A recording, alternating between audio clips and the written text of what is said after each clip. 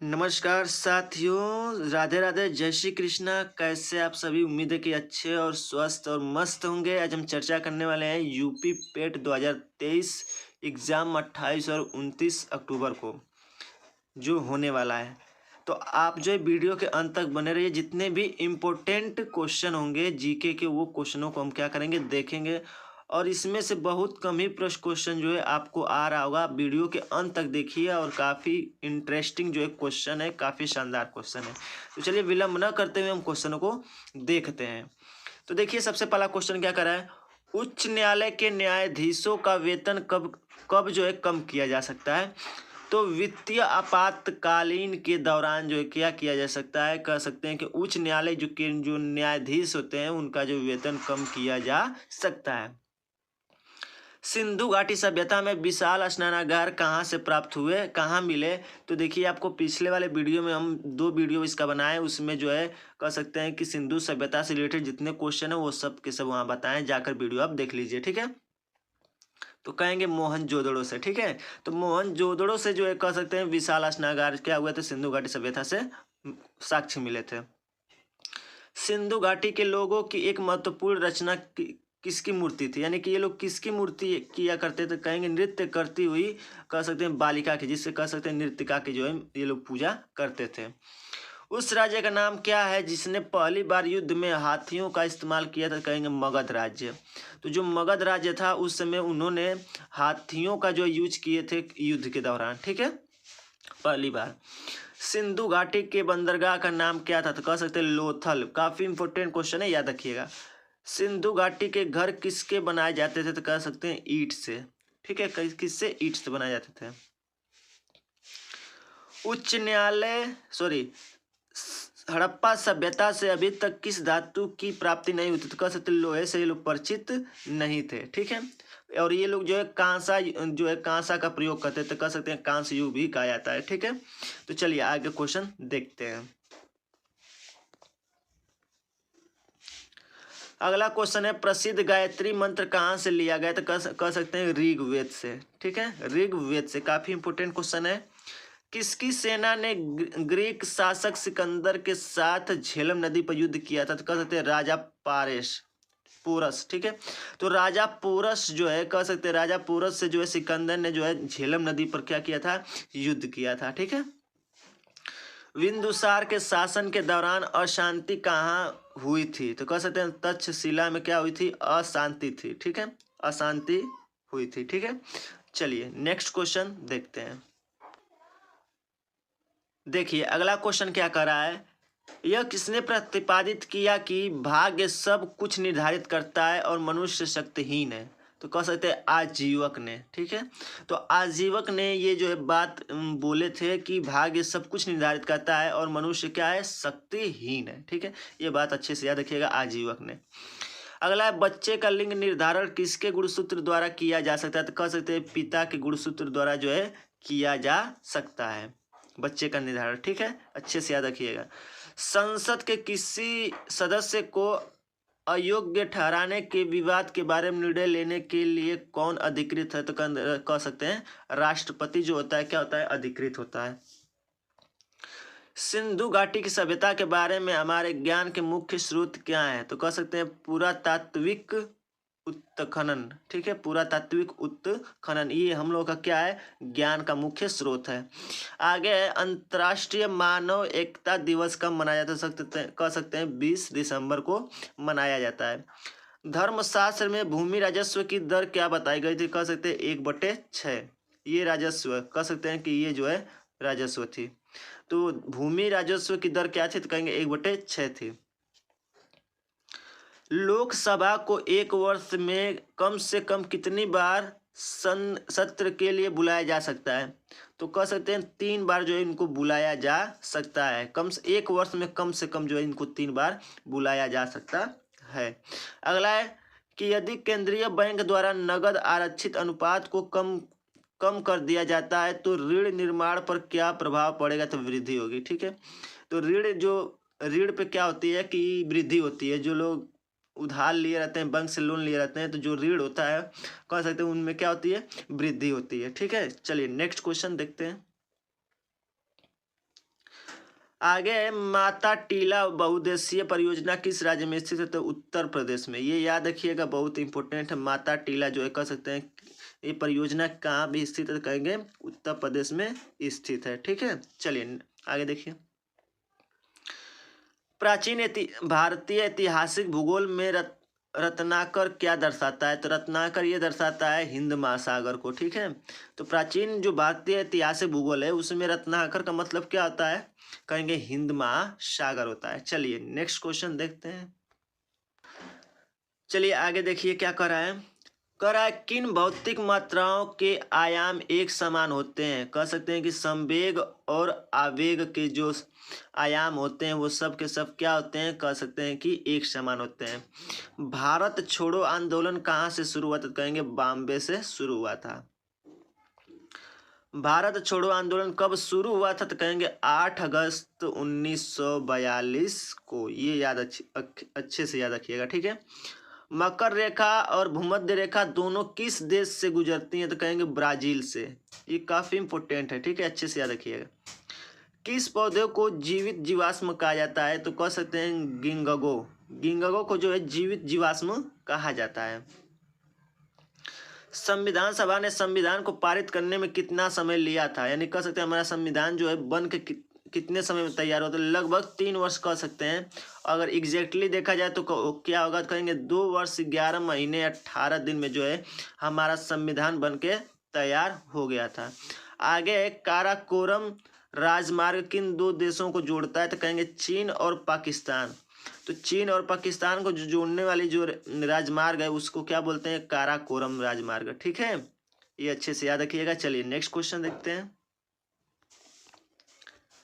आगे क्या कर रहा है। किस भारतीय क्रांतिकारी ने आजाद हिंद फौज को बढ़ाने में सुभाष चंद्र बोस की मदद की? तो कहेंगे रास बिहारी बोस ने। ठीक है, तो देखिए दोनों लोग बोस बोस ही हैं। आप यहाँ से अच्छे से याद रखिएगा। तो कह सकते राज बिहारी बोस ने जो है सुभाष चंद्र बोस की क्या किए थे? मदद किए थे आजाद हिंद फौज को बढ़ाने में। ठीक है, आगे संविधान सभा के अध्यक्ष कौन थे? तो कहेंगे डॉक्टर राजेंद्र प्रसाद थे। ठीक है, कौन सा अक्षांश भारत से गुजरता है? तो कहेंगे कर्क रेखा जो है किससे गुजरता है? भारत से होकर गुजरता है। ठीक है, चलिए नेक्स्ट क्वेश्चन देखते हैं। देखिए अगला क्वेश्चन कर रहा है राजस्थान में पुष्कर मेला किस माह में लगता है? तो कहेंगे नवंबर में। तो देखिए अक्टूबर चल ही रहा है, अब नवंबर में जाएंगे तो यहाँ जो है राजस्थान में पुष्कर मेला लगेगा। काफी बड़ा मेला लगेगा। ठीक है, ब्रह्मा जी का मंदिर यहाँ पे है। ठीक है, पुष्कर में। रथ यात्रा का उत्सव कहाँ आयोजित किया जाता है? तो कहेंगे पुरी, जिसे जो कहाँ स्थित है? उड़ीसा में स्थित है। ठीक है, तो रथ यात्रा वहाँ निकलती है। पूरी रथ यात्रा किस भगवान के सम्मान में निकाली जाती है? तो कहेंगे भगवान जगन्नाथ यानी कि विष्णु जी के जो है सम्मान में निकाली जाती है। एशिया का सबसे बड़ा मेला कौन सा है? तो कहेंगे सोनपुर मेला। ये बहुत इंपॉर्टेंट है। ठीक है, एशिया का सबसे बड़ा मेला कहाँ लगता है? तो कहेंगे सोनपुर का मेला लगता है। उत्तराखंड के किस मेले में 2 गुटों के बीच पत्थर फेंकने की प्रथा है? तो कहेंगे देवी धुरा मेला में। देवी धुरा एक मेला है जहाँ पे कह सकते हैं उत्तराखंड में जो दोनों गुटों के बीच पत्थर फेंकने की जो है प्रतियोगिता होती है। आगे रंगीन हीरे में अलग अलग रंग क्यों मौजूद होते हैं? तो कह सकते हैं उसके अशुद्धियों के कारण, क्योंकि उसमें बहुत सारी अशुद्धियाँ होती हैं। उन्हीं अशुद्धियों के कारण जो है रंगीन जो हीरे होते हैं, ठीक है, रंगीन, उसमें जो है ये कलर जो है अलग अलग रंग जो इसमें दिखते हैं। चलिए आगे क्वेश्चन देखिए। आगे क्या कर रहा है। किस राज्य के शासक को अंग्रेजों ने कुशासन के बहाने सत्ता से हटा दिया था? तो कहेंगे अवध के। ठीक है, सत्यजीत रे का संबंध किस क्षेत्र से? तो कहेंगे फिल्म निर्देशन से। ठीक है, फिल्म निर्देशन से जो है कह सकते हैं क्या संबंध है? तो कह सकते हैं सत्यजीत रे। आगे है काले धन के उन्मूलन के लिए सुझाव देने के लिए किस समिति का गठन किया गया? तो कहेंगे चेलैया का। ठीक है, काले धन के उन्मूलन के लिए सुझाव देने के लिए। ठीक है, तो ये एक समिति थी चेलैया, इसी का जो है गठन किया गया था। यूएन ने संयुक्त राष्ट्र व्यापार और विकास सम्मेलन की स्थापना किस वर्ष किए थे? तो कहेंगे वर्ष 1964 में जो कह सकते हैं कि ये स्थापना हुई थी। चलिए नेक्स्ट क्वेश्चन देखते हैं। नेक्स्ट क्वेश्चन है पपेटी किसका त्योहार है, तो कह सकते हैं पारसियों का। ठीक है। ओणम किस राज्य का प्रमुख त्योहार है, ये देखिए काफी जो है इम्पोर्टेंट है। ठीक है। ओणम किस राज्य का प्रमुख त्योहार है, तो कह सकते हैं केरल का। लोसांग उत्सव कहाँ मनाया जाता है, तो कहेंगे सिक्किम में। लोसांग उत्सव कहाँ मनाया जाता है, सिक्किम में। बिहार का प्रमुख त्योहार कौन सा है, तो कह सकते हैं छठ पूजा। देखिए बिहार में सबसे प्रचलित यही पूजा है, कौन सा, छठ पूजा। छठ पूजा में किसकी पूजा की जाती है, तो कहेंगे भगवान सूर्य भगवान की जो है भगवान सूर्य की पूजा की जाती है। धार्मिक त्योहार डांडिया किस राज्य में उल्लास के साथ मनाया जाता है, कह सकते हैं गुजरात में। तो गुजरात में सबसे अधिक जो है डांडिया जो है क्या किया जाता है, मनाया जाता है गुजरात राज्य में। ठीक है। तो काफ़ी आपको इंटरेस्टिंग जो है आपको वीडियो लग रहे होंगे, क्वेश्चन भी साथ में अच्छे होंगे। तो यदि आप चैनल पर नए हैं तो चैनल को सब्सक्राइब कर लें। सब्सक्राइब का जो है कोई चार्ज नहीं लगता है, निःशुल्क होता है। ठीक है। चलिए नेक्स्ट क्वेश्चन देखते हैं। देखिए आगे क्या कर रहा है, मध्य प्रदेश में कुंभ मेला कहाँ लगता है, तो कहेंगे उज्जैन में। ठीक है। अब देखिए उज्जैन महाकुंभ मेला लगता ही है। कुंभ के मेले कहाँ कहाँ लगते हैं, तो ये याद रखिएगा, ई उ ना ह। ठीक है, ये ट्रिक है। तो ये ट्रिक याद रखेंगे तो यहाँ से आपको पता चल जाएगा कुंभ के मेले कहाँ कहाँ लगते हैं। तो ई से होता है इलाहाबाद यानी कि प्रयागराज, उ से होता है उज्जैन, न से होता है नासिक, ह से होता है हरिद्वार। तो ये चार ऐसे स्थल हैं जहाँ पे कह सकते हैं कि कुंभ के मेले लगते हैं। ठीक है। अर्ध कुंभ जो है 6 साल पे लगता है और महाकुंभ जो है 12 साल पे लगता है। आगे देखिए कह रहा है कौन सा वार्षिक मेला ऊँट के व्यापार के लिए प्रसिद्ध है, पुष्कर मेला। आप पुष्कर मेला चले जाइए राजस्थान, वहाँ पे जो है ऊँट का ही व्यापार होता है वहाँ पे। ठीक है। पोंगल किस राज्य का प्रमुख जो है पर्व है, तो कहेंगे तमिलनाडु। तो देखिए पोंगल याद रखिएगा, काफी इंपोर्टेंट है, त्योहारों से रिलेटेड तो क्वेश्चन एक पूछा ही जाएगा। ठीक है। वार्षिक पुष्कर मेला किस राज्य में आयोजित किया जाता है, कह सकते हैं राजस्थान में। ठीक है। ये कह सकते हैं वार्षिक मतलब कह सकते हैं हर वर्ष जो है ये मेला लगता है, तो ये राजस्थान में लगता है। ठीक है। नेक्स्ट क्वेश्चन चलिए देखते हैं। चलिए दोस्तों अब जो आपको हम क्वेश्चन बताने वाले हैं काफ़ी very very most important question है। भारत में किसान दिवस कब मनाया जाता है, कहेंगे 23 दिसंबर को। ठीक है। याद रखिएगा अच्छे से। एशिया की सबसे बड़ी नदी कौन सी है, तो कहेंगे ये है यांगजेन नदी। ये अच्छे से आप याद रखिएगा, बहुत लोगों से पूछेंगे तो ये जो है नहीं बता पाएंगे। ठीक है। याद रखिएगा। ठीक है।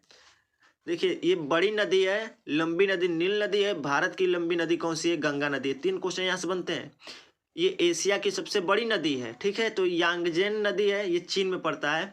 यदि पूछा जाए कि एशिया की सबसे जो है लंबी नदी कौन सी, तो कहेंगे नील नदी है। ठीक है। अगर ये पूछा जाए कि भारत की सबसे लंबी नदी कौन सी, तो कहेंगे गंगा नदी है। ये काफी इंपोर्टेंट 3 क्वेश्चन है, याद रखिएगा अच्छे से। आगे विश्व की सबसे बड़ी उड़ने वाली समुद्री पक्षी कौन से, तो कहेंगे एल्बेट्रोस। ठीक है। एल्बेट्रोस जो होती है ये समुद्री जो है पक्षी होती है। ठीक है। उड़ने वाली होती है, विश्व की सबसे बड़ी उड़ने वाली पक्षी होती है। आगे है लाल बहादुर क्रिकेट स्टेडियम जो है कहाँ स्थित है, तो कहेंगे हैदराबाद में स्थित है। ठीक है। आगे है अर्जेंटीना की मुद्रा क्या है, तो कहेंगे पेसो। ये काफ़ी इंपॉर्टेंट है और आपके पेट एग्जाम में जो है मुद्रा और राज्य और उनकी मुद्राएं, ठीक है, और उनकी राजधानी, यहाँ से क्वेश्चन एक पूछा जाएगा। तो याद रखिएगा अर्जेंटीना की मुद्रा क्या है, तो कहेंगे पेसो है। विश्व की सबसे बड़ी जीवित पक्षी कौन सी है, तो कह सकते हैं शुतुरमुर्ग है। और शुतुरमुर्ग जो है कह सकते हैं सबसे बड़ी पक्षी होती है और साथ साथ में शुतुरमुर्ग की जो अंडे की जो अंडा होता है उसकी कोशिका सबसे बड़ी होती है। ठीक है। तो सबसे बड़ी कोशिका किसकी होती है, तो शुतुरमुर्ग के अंडे की होती है। चलिए नेक्स्ट क्वेश्चन देखते हैं। आगे क्वेश्चन है दुनिया का सबसे बड़ा पशु कौन सा, तो कहेंगे ब्लू व्हेल। ठीक है। ब्लू व्हेल जो है दुनिया का सबसे बड़ा पशु है। अंडमान निकोबार द्वीप समूह की सबसे ऊंची ऊंची जो है चोटी कौन से, तो कह सकते हैं सैडल पीक। तो जो सैडल पीक है वो जो है कह सकते हैं अंडमान निकोबार द्वीप समूह की सबसे ऊंची चोटी है। भारत का सबसे लंबा रेलवे प्लेटफॉर्म कौन सा है, तो कह सकते हैं गोरखपुर। ये था पर अब नहीं है। ठीक है। ये था अब नहीं है। ठीक है। याद रखिएगा। आगे घाना देश की राजधानी कहाँ है, तो कह सकते हैं कि अक्रा। ये याद रखिएगा, ये भी काफ़ी इंपॉर्टेंट है। ठीक है। तो घाना देश की राजधानी कहाँ है, तो कह सकते हैं अक्रा। चलिए नेक्स्ट क्वेश्चन देखते हैं। अगला क्वेश्चन है, भारत में राष्ट्रीय मतदाता दिवस किस दिन मनाया जाता है? तो कह सकते हैं 25 जनवरी को। ठीक है, 25 जनवरी को। आगे, विश्व अल्जाइम अल्जाइमर दिवस कब मनाया जाता है? तो कह सकते हैं 21 सितंबर को मनाया जाता है। भारत में राष्ट्रीय विज्ञान दिवस कब मनाया जाता है? कह सकते हैं 28 फरवरी को जो है साइंस डे होता है। ठीक है, विज्ञान दिवस होता है। शहीद दिवस किस तिथि को मनाया जाता है? तो कहेंगे 30 जनवरी को मनाया जाता है। देवताल झील किस राज्य में है? तो कह सकते हैं कि उत्तराखंड में स्थित है, याद रखिएगा।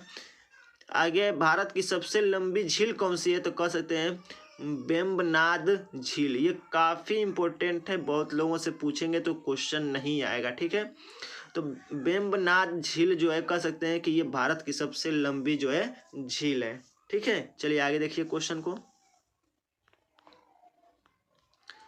आगे क्या कर रहा है, ईडन गार्डन स्टेडियम कहाँ स्थित है? कह सकते हैं कोलकाता में। ठीक है, तो हैदराबाद में कह सकते हैं लाल बहादुर शास्त्री स्टेडियम, और जो यहाँ पे कौन सा है तो कह सकते हैं कि कोलकाता में तो कह सकते हैं ईडन गार्डन स्टेडियम स्थित है। ठीक है, ये काफ़ी इंपॉर्टेंट है और कई बार ये क्वेश्चन पूछा गया है।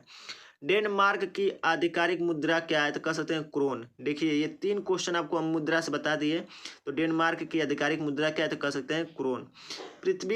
विश्व पृथ्वी दिवस कब मनाया जाता है? कह सकते हैं कि हम मनाते हैं 22 अप्रैल को। भारत में प्रत्येक वर्ष राष्ट्रीय उपभोक्ता दिवस कब मनाया जाता है? कह सकते हैं 24 दिसंबर को जो उपभोक्ता दिवस मनाया जाता है। तो दोस्तों, इस प्रकार से जितने भी आपके पेट एग्जाम के लिए इम्पोर्टेंट क्वेश्चन है, वन लाइनर जो आपको फर्स्ट डिवीजन करा रहे हैं, वो काफ़ी जो इम्पोर्टेंट थे। तो उम्मीद है कि आपको वीडियो काफ़ी इंटरेस्टिंग लगा होगा। यदि इंटरेस्टिंग लगा हो तो आप एक बार चैनल को सब्सक्राइब कर लें, ताकि आपको पर डे ऐसे ही वीडियो मिलते रहें। हमारे चैनल के साथ जुड़े रहिए, क्योंकि इस चैनल पे जो है कह सकते हो वन डे एग्जाम से रिलेटेड कोई भी एग्ज़ाम हो, उससे आपको जो है आपको इसको वीडियो मिलता रहा। जैसे कह सकते हैं यूपी पुलिस हो गया, उसके बाद दिल्ली पुलिस हो गया। तो जैसे जैसे कोई एग्ज़ाम आएंगे वैसे वैसे उसका वीडियो हम जो आपको पर डे अपलोडिंग करते रहेंगे। तो दोस्तों, हम मिलेंगे अपने नेक्स्ट वीडियो में। तब तक के लिए जय हिंद, जय भारत, खुश रहिए, मस्त रहिए, बड़ों का सम्मान कीजिए।